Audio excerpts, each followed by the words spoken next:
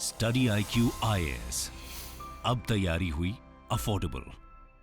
दोस्तों, भारत में 3G को बहुत माना जाता है, जिसमें पहली है गंगा रिवर, जो अब भी शुद्ध होने से मीलों दूर है। दूसरे हैं गांधी, जो हर भारतीय आत्मा और करेंसी नोटों पर मौजूद हैं। और आखिरी है गोरापन, जो लोगों के दिमाग में कुछ ऐसा बसा हुआ है कि इसके पीछे भारत के लोग पागलों की तरह भाग रहे हैं। और इसका नतीजा ये है कि आपको कॉमन डिस्कशन से लेकर फेयरनेस क्रीम्स के एडवर्टाइजमेंट तक गोरेपन का जिक्र बहुत ही आसानी से देखने को मिल सकता है।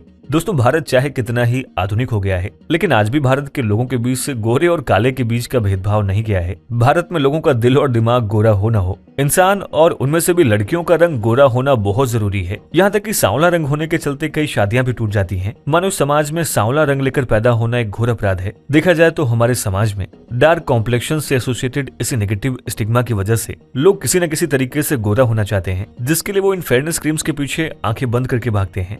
आज गोरा बनने की इसी चाहत का फायदा बड़ी बड़ी फेयरनेस क्रीम कंपनीज उठाती हैं। भारत जहां 70% आबादी सांवली है, वो गोरे होने की झूठी रेस का हिस्सा बन गई है और एक ऐसी लत का शिकार बन रही है जिसका वो अंदाजा भी नहीं लगा सकते। आज लाखों लोग स्टेरॉइड बीटेमेथाजोन युक्त फेयरनेस क्रीम्स का इस्तेमाल कर रहे हैं और इसके दुष्प्रभावों का शिकार हो रहे हैं, जिसके चलते आज भारत की फेयरनेस क्रीम और ब्लीच इंडस्ट्री का मार्केट बढ़कर 5000 करोड़ का हो चुका है, जिसके आने वाले 5 सालों में 10,000 करोड़ के मार्क को पार कर देने की संभावना है। इसलिए आज के इस वीडियो में हम इसी टॉपिक पर चर्चा करेंगे कि कैसे फेयरनेस के इस ऑब्सेशन ने भारत में डेंजरस ड्रग डिपेंडेंस को बढ़ावा दिया है। साथ ही हम ये भी जानेंगे कि आखिर भारतीय समाज में गोरेपन को इतना महत्व क्यों दिया जाता है।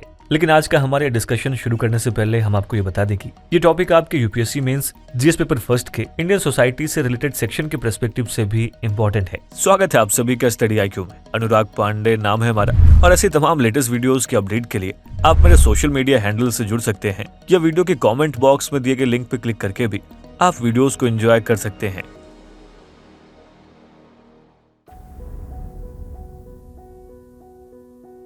दोस्तों, एक टाइम था जब सुंदर होना सांवले होने के रास्ते में नहीं आता था, बल्कि रामकृष्ण और शिव को सांवला बताया गया है। सूफी और प्रेमाश्रयी कवि भी अपनी इबादत सांवरे के लिए लिखते गाते रहे। यशोमती मैया से बोले नंदलाला, राधा क्यों गोरी मैं क्यों काला। दोस्तों, इस भक्ति गीत में भगवान कृष्ण अपनी पालक माँ से जानने के लिए विनती कर रहे हैं कि उनकी प्रेमिका गोरी क्यों है जबकि वो काले हैं।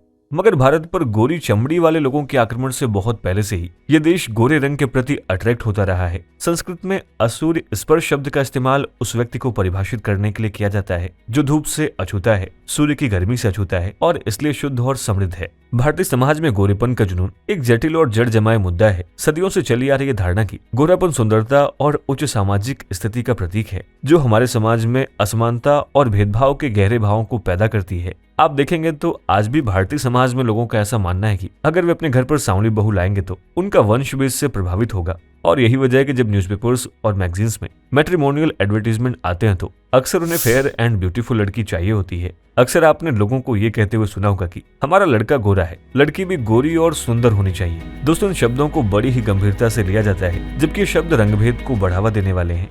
इन सभी बातों के चलते सांवली रंगत वाली लड़कियों को घर वालों और समाज दोनों में ही मेंटल हैरेसमेंट झेलना पड़ता है। लेकिन कुछ लोग हैं जिनके लिए स्थिति फायदेमंद है, और वो है झूठ, असमानता और नफरत बेचने वाली ब्यूटी इंडस्ट्री। ये ब्यूटी प्रोडक्ट्स जैसे कि क्रीम, लोशन और स्प्रे जैसी चीजें समाज की दकियानूसी सोच को बढ़ावा देते हैं और लोगों के मन में भेदभाव की भावना को भी ठोस करते हैं। बाजार में न जाने कितने ऐसे ब्रांड हैं जो महिलाओं को गोरा बनाने का दावा करते हैं। इनके विज्ञापनों में सांवली औरतों को अबला, बेचारा और बेसहारा दिखाया जाता है। उनकी त्वचा को उनकी कमजोरी बता दिया जाता है। इससे इन कंपनीज की बिक्री भी होती है, क्योंकि महिलाओं को लगता है कि सफलता का यही एकमात्र रास्ता है। यही वजह है कि गोरे होने की क्रीम देश में सबसे ज्यादा बिकती है, क्योंकि देश में काले और गोरे का फर्क सिर्फ जुबानी तौर पर ही नहीं बल्कि मानसिक, जातिगत और सामाजिक तौर पर भी है। साल 2016 के WHO के सर्वे में पाया गया कि लगभग 70% भारतीय महिलाएं स्किन को गोरा करने वाले कॉस्मेटिक्स का इस्तेमाल करती हैं। साल 2018 के YouGov सर्वे के मुताबिक 61% भारतीय महिलाएं सोचती हैं कि सामाजिक स्वीकृति के लिए गोरी त्वचा का होना आवश्यक है। साथ ही 52% लोग ऐसा सोचते हैं कि एक अच्छा पति ढूंढने के लिए भी गोरा होना इम्पोर्टेंट है। दोस्तों, फिगर्स दिखाते हैं कि ये धारणा कितनी गहराई तक लोगों के मन में घर कर गई है कि गोरा रंग आदर्श है, खास करके महिलाओं के लिए। लेकिन शायद ही कोई ये जानता है कि ये गोरा बनाने वाली क्रीम उनकी स्किन के लिए कितनी खतरनाक है। ऐसे में ये समझने की कोशिश करते हैं कि ये फेयरनेस क्रीम कैसे लोगों के लिए खतरनाक साबित हो रही है। दोस्तों, वीडियो को कंटिन्यू करें उससे पहले आप सभी के लिए एक इम्पोर्टेंट अपडेट है। दोस्तों प्रीलिम्स को यूपीएससी की परीक्षा का आयरन गेट माना जाता है। इस एग्जाम का सिलेक्शन रेट 1% से भी कम है। इसी मुश्किल को समझते हुए स्टडी IQ आपके लिए लाया है SIP प्लस यानी success in prelims plus program, जिसके अंतर्गत मात्र 90 दिनों में आप प्रीलिम्स के आयरन गेट को क्रॉस करने में सक्षम हो जाएंगे, क्योंकि इस प्रोग्राम में आपको भारत की सबसे बेहतरीन फैकल्टीज से 200 प्लस आवर्स की लाइव रिवीजन क्लासेस मिलेंगी और इन लेक्चर्स के बाद आपको रिवीजन बुकलेट्स भी मिलेंगी, जिससे आप स्टैटिक और करंट कंटेंट को रिवाइज कर पाएंगे। साथ ही इसमें CSAT की वर्कशॉप्स, यूपीएससी सिमुलेटर टेस्ट और ऑल इंडिया ओपन टेस्ट भी शामिल हैं। साथ ही कोर्स में सभी NCERTs और स्टैंडर्ड टेक्स्ट बुक्स को भी कवर किया जाएगा। दोस्तों अगर अभी आप इस कोर्स को ज्वाइन करते हैं and an live coupon code का इस्तेमाल करते हैं तो इस कोर्स को मात्र 7,499 के सुपर डिस्काउंटेड प्राइस में एक्सेस कर सकते हैं। इस कोर्स से रिलेटेड सभी इंपॉर्टेंट लिंक्स आपको पिन कमेंट और डिस्क्रिप्शन बॉक्स में मिल जाएंगे। तो आइए वीडियो को कंटिन्यू करते हैं। दोस्तों से गोरेपन का जुनून ही कह सकते हैं कि इंडियन मार्केट में अगर किसी चीज ने कोका कोला और चाय को भी पीछे छोड़ दिया तो वो कुछ और नहीं बल्कि गोरा करने वाली क्रीम ही है। यहाँ शादी विवाह, दहेज और आभूषणों पर साल भर में 69,370 मिलियन रुपीस एक्सपेंस किया जाता है। शादी ब्याह के मौकों में अगर सबसे ज्यादा किसी चीज की मांग की जाती है तो वो है फेयर ग्रूम और फेयर ब्राइड, ताकि मॉडर्न इंडिया के ब्राइड और ग्रूम पर्दे या फिल्मी दुनिया के किसी हीरो या हीरोइन से कम न लगे। 200 साल भर में 75 से भी ज्यादा रियलिटी शो आयोजित होते हैं जो इस मांग को और बढ़ाने का काम करते हैं कि अगर आप गोरे और अट्रैक्टिव हैं तो बस चुटकी में फेम आपके कदमों में होगी। और इसी का नतीजा है कि भारत में ब्यूटी प्रोडक्ट्स के तौर पर इस्तेमाल होने वाली क्रीम्स का बाजार 18% पर ईयर के रेट से बढ़ रहा है। भारत की सबसे बड़ी रिसर्च एजेंसी AC निल्सन के मुताबिक इस साल ये दर 25% तक चली जाएगी और इस क्रीम बाजार की कीमत का अनुमान 432 अरब डॉलर तक किया जा रहा है, जो कि अपने आप में एक रिकॉर्ड होगा। दोस्तों इसके नीचे जाने के कहीं से आसार नहीं है, क्योंकि अनुमान लगाया जा रहा है कि साल 2025 तक भारत का मिडिल क्लास 10 गुना बढ़कर 58 करोड़ 30 लाख रुपीस हो जाएगा। हालांकि इन क्रीम्स के इस्तेमाल से स्किन पर पड़ने वाले प्रभाव पर फिजिशियंस ने प्रश्न चिन्ह लगा रखा है। दोस्तों फेयरनेस क्रीम का मार्केट इतने जोनों पर पहले कभी नहीं था। 1975 में भारतीयों के इस पागलपन को बढ़ावा देने का काम किया हिंदुस्तान यूनिलीवर ने, जब उसने मार्केट में एक फेयरनेस क्रीम पेश की। ये उस समय की ब्लीचिंग क्रीम्स के विपरीत स्किन पर ज्यादा नरम थी, जिसने फेयरनेस ब्लीच मार्केट पर कब्जा कर लिया। जल्द ही उन्होंने बिजनेस में लीडिंग पोजीशन हासिल कर ली। देखा जाए तो प्रोडक्ट सपनों और इच्छाओं के मार्केटिंग से शुरू हुआ और अब वो कुंजी बन गया है जो आपको आपके सपनों का आदमी दिलाएगी। दोस्तों उदारीकरण के बाद कई ब्रांडों ने अपने हाथ सफेद करने का फैसला किया। 90 के दशक के शुरुआत में कोलकाता के इमामी ग्रुप ने फेयर एंड हैंडसम नाम से पुरुषों को गोरा करने का बीड़ा उठा रखा है।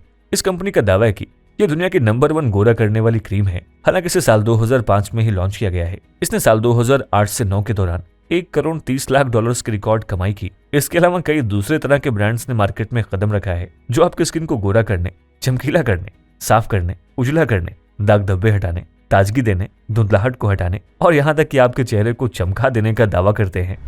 दोस्तों इमामी ग्रुप के डायरेक्टर मोहन गोयनका का कहना है कि भारत में गोरेपन की होड़ है, हर कोई गोरा दिखना चाहता है। हिंदुस्तान यूनिलीवर की ओर से किए गए एक सर्वे में पाया गया कि साउथ इंडिया के तमिलनाडु, केरल, कर्नाटक और आंध्र प्रदेश के पुरुष गोरा करने वाली क्रीम के बड़े खरीदार हैं।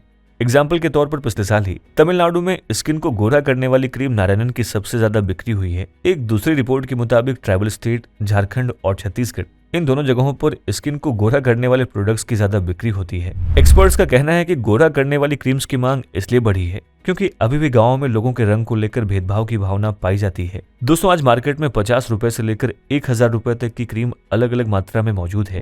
अभी तक कोई ऐसी स्टडी नहीं सामने आई है कि एक महीने में किसी फेयरनेस क्रीम से स्किन को कितना फेयरनेस हासिल होता है, लेकिन ये स्टडी जरूर की गई है कि इससे कितनों को फायदा हो रहा है। ब्लूमबर्ग के मुताबिक भारतीय स्किन केयर इंडस्ट्री का 1/4 हिस्सा स्किन की फेयर कॉम्प्लेक्शन करने वाली क्रीम से आता है, जिसमें से मार्केटिंग का 10% हिस्सा मर्दों को टारगेट करता है। ब्लूमबर्ग की रिपोर्ट के मुताबिक फेयरनेस प्रोडक्ट्स की वजह से लास्ट 3 ईयर्स में हिंदुस्तान यूनिलीवर की बिक्री 15 गुना बढ़ गई है। साथ ही भारत में फेयरनेस क्रीम का मार्केट साल 2010 में 2600 करोड़ रुपए था और साल 2012 में 233 टन फेयरनेस प्रोडक्ट्स का इस्तेमाल इंडियन कंज्यूमर्स द्वारा किया गया है। दोस्तों एम्स के डर्मेटोलॉजी डिपार्टमेंट के प्रेसिडेंट VK शर्मा कहते हैं कि अगर आप अपनी स्किन पर कोई क्रीम लगाते हैं तो उसके साइड इफेक्ट्स तो होते ही होते हैं। साथ ही ये बात बहुत कम ही लोग जानते हैं कि इन क्रीम्स में स्टेरॉइड्स होते हैं, लेकिन डॉक्टरों की बातें तो समुद्र में किसी बूंद की तरह है, क्योंकि बाजार में चल रहे विज्ञापनों की वजह से लोगों के दिलो दिमाग पर कहीं ज्यादा असर होता है। जबकि दोस्तों आप देखेंगे तो कंपनियों का इस पर कहना कुछ और ही है। खैर यहाँ पर अब आप ये सोच रहे होंगे कि आखिर ये स्टेरॉइड्स क्या है और इससे स्किन को कितना नुकसान होता है, तो आइए इसको भी समझ लेते हैं।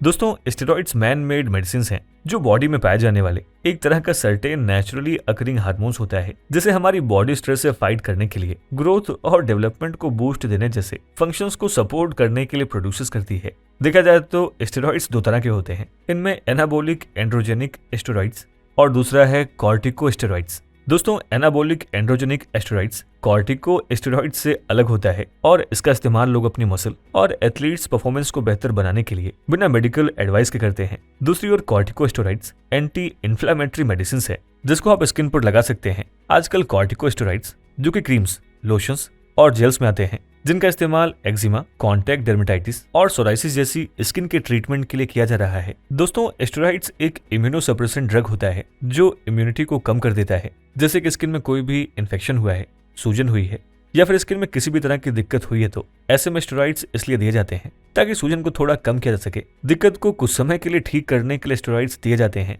लेकिन जितना जल्दी हो सके स्टेरॉइड्स को बंद भी करना होता है। डॉक्टर्स के मुताबिक स्टेरॉइड्स के इस्तेमाल को धीरे धीरे कम करना होता है। अगर इसे एकदम से बंद करते हैं तो सूजन दोगुनी मात्रा में दोबारा से शुरू हो जाती है, इसलिए स्टेरॉइड्स का इस्तेमाल बहुत ही ध्यान से करना होता है। दोस्तों आप देखेंगे तो स्टेरॉइड्स का इस्तेमाल बहुत सारी स्किन की मेडिसिन में होता है, जैसे सोराइसिस में स्टेरॉइड्स दिया जाता है।